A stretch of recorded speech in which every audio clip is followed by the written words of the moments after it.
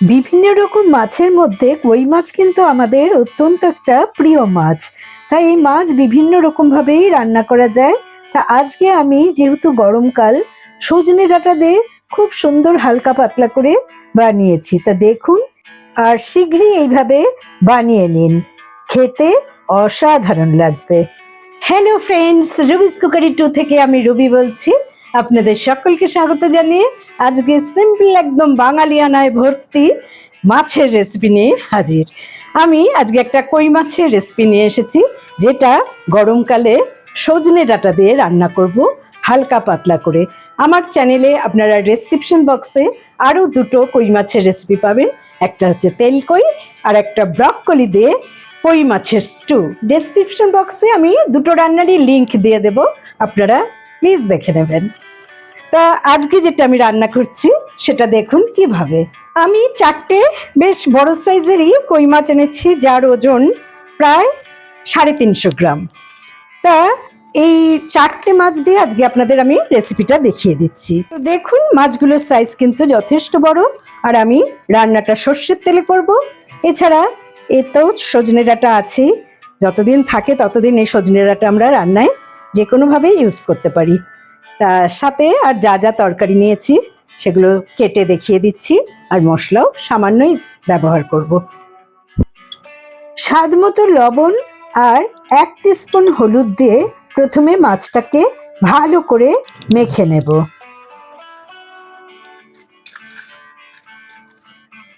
মাছ মাখা হয়ে গেছে, আমি এবার এটা রেখে সবজিগুলোকে কেটে নেব। প্রথমে একটা মিডিয়াম সাইজ আলুর খোসা ছাড়িয়ে নিলাম, এবং যেহেতু 4টে মাছ, আমি আলুটাকেও কিন্তু 4 টুকরোই করে নিচ্ছি।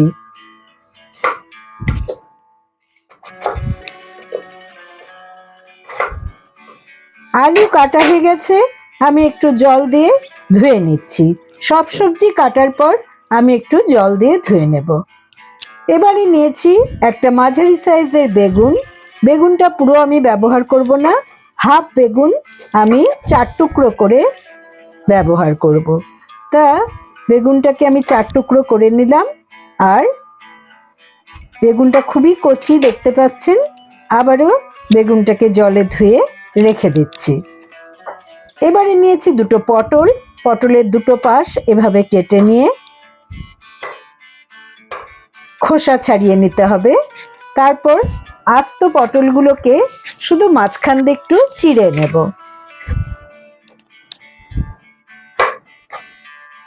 এভাবে চিড়ে নেওয়ার পর পটলটাকেও আমি ধুয়ে নিচ্ছি।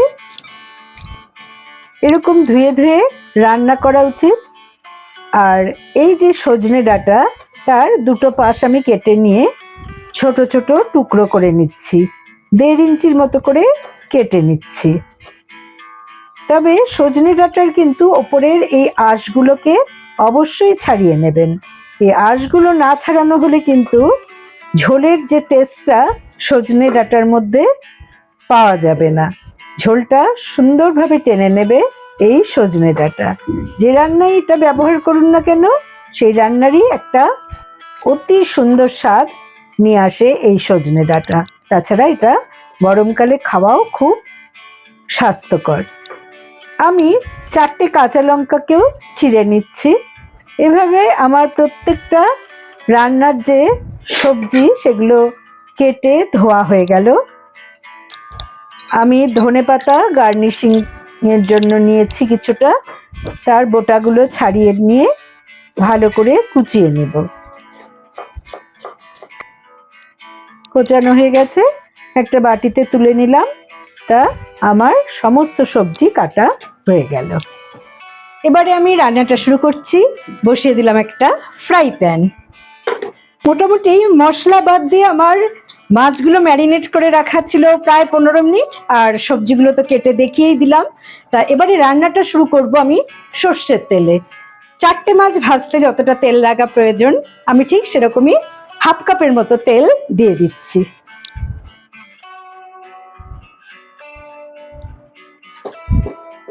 তেল গরম হয়ে গেছে, আমি এবারে একে একে 4টে মাছই পাশাপাশি দিয়ে দিলাম, আর উল্টে পাল্টে ভেজে নিচ্ছি।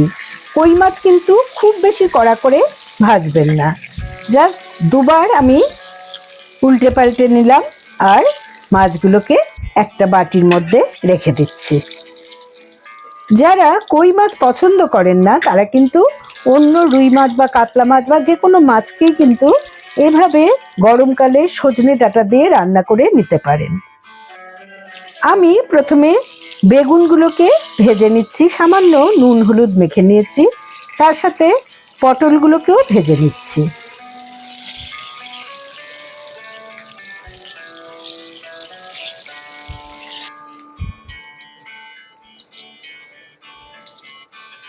বেশ লাল করে ভাজা হয়ে গেছে। বেগুনটা সবার শেষে আমি ইউজ করব, তা না হলে বেগুন বড্ড গলে যায়। তা আমি মাছের পাত্রে এই বেগুন আর পটলটা ভেজে তুলে নিলাম। তেল কিন্তু অনেকটাই, আমি 1 হাতার মতো তুলে নিচ্ছি।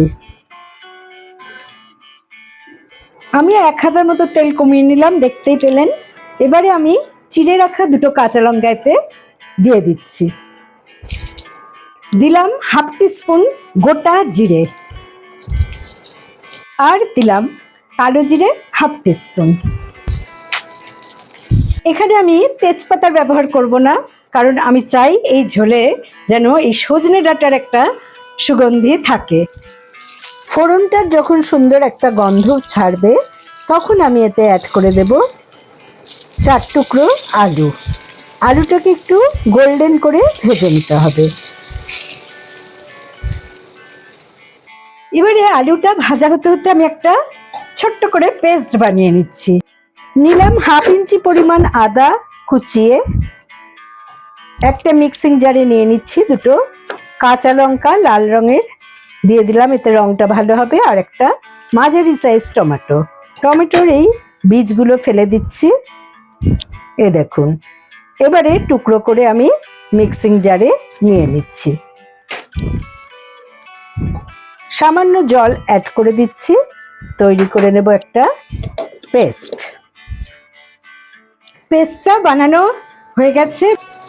আলুগুলো দেখুন গোল্ডেন করে ভাজা হয়ে গেছে। তা এবার আমি এতে পেস্টটা ঢেলে দিচ্ছি। মিক্সিং জার ধুয়ে একটু জল দিলাম এবং এটাকে নেড়ে শুকিয়ে নিচ্ছি। অনেকটাই এই মশলাটা শুকিয়ে গেছে, আদার কাঁচা গন্ধটা আর টমেটোর কাঁচা গন্ধটা এখন আর নেই। তা আমি এবারে এতে দিয়ে দিচ্ছি স্বাদ মতো লবণ, দিচ্ছি 1 টিস্পুন ধনে গুঁড়ো, 1 টিস্পুন জিরে গুঁড়ো, 1 টিস্পুন হলুদ গুঁড়ো আর 1 টিস্পুন কাশ্মীরি লাল লঙ্কার গুঁড়ো। এবারে সবকিছু ভালো করে নেড়ে নিচ্ছি যতক্ষণের কাঁচা গন্ধটা না যায়। এখন কিন্তু মশলা থেকে কিছুটা তেল বেরিয়ে এসেছে। আমি সজনে ডাঁটাটা দিয়ে দিলাম। সজনে ডাঁটা খুব তাড়াতাড়ি সেদ্ধ হয়ে যায়, তাই বেশি নাড়াচাড়া আর করতে হবে না। জাস্ট তেলটা ছেড়ে বেরিয়ে আসা মাত্রই আমি এতে পরিমাণ মতো জল অ্যাড করে দেব। প্রায় 3 কাপের মতো জল আমি এতে অ্যাড করে দিচ্ছি। সবকিছু ভালো করে মিশিয়ে নিয়ে ঢাকা দিয়ে ঝোলটাকে ফুটতে দেব। ঢাকা দিয়ে আমি মিডিয়াম টু হাই ফ্লেমে 5 মিনিট ফুটিয়ে নিয়েছি। আলুটা খুব সুন্দর সেদ্ধ হয়ে গেছে। আমি এবারে ভেজে রাখা বেগুন মাছ সবই একসাথে দিয়ে দিচ্ছি, সাথে পটল ভাজাটাও দিয়ে দিলাম।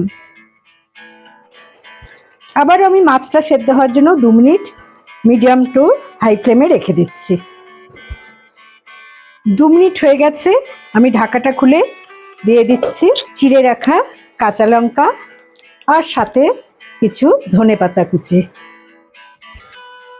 আমি ফ্লেম অফ করে 5 মিনিট স্ট্যান্ডিং পয়েন্টে রেখে দিচ্ছি। তৈরি হয়ে গেল আমার সজনে ডাঁটা দিয়ে কই মাছ। তা আমি একটা সার্ভিং বোলে তুলে নিচ্ছি। এভাবে মাছ রান্না করে আপনারা অনায়াসে গরমকালে ভাতের সাথে খেতে পারেন। এর যে কি অসাধারণ টেস্ট সেটা রান্না না করলে আপনারা বুঝতেই পারবেন না। তা দেরি না করে ঠিক এভাবে কই মাছের ঝোল সজনে ডাঁটা দিয়ে বানিয়ে নিন এবং ভালো লাগলে আমার চ্যানেলে লাইক করুন, কমেন্ট করুন এবং শেয়ার করুন। নতুন বন্ধুদের সাবস্ক্রাইব করার অনুরোধ রইল। পাশে বেল বোতামে অবশ্যই ক্লিক করতে ভুলবেন না। তাতে যখন কোনো নতুন রান্নার রেসিপি শেয়ার করব তার নোটিফিকেশন সহজেই আপনারা পেয়ে যাবেন। এই সজনে ডাঁটা অসাধারণ লাগে কিন্তু খেতে, আর ডাঁটাটাও খুব নরম এবং ভালো ছিল। ভালো থাকুন, সুস্থ থাকুন। পরের এপিসোডে নতুন রান্নার রেসিপি নিয়ে হাজির হব আমি রুবি। Thanks for watching.